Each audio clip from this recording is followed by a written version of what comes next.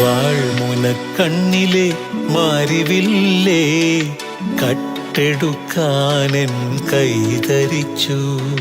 തൊട്ടപ്പോൾ മഴവില്ല് തീൻമഴയായി, ആ മഴ ആദ്യാനുരാഗമായി. ഇതുവരെ അറിയാത്ത നൊമ്പരമെൻ ആത്മാവിൽ ഞാനറിഞ്ഞു. അരുവിയായി പല വഴി അലഞ്ഞതെല്ലാം അഴകേ നിന്നരികിലേക്കായിരുന്നു. വാൾമുനക്കണ്ണിലെ മാരിവില്ലേ കട്ടെടുക്കാനെൻ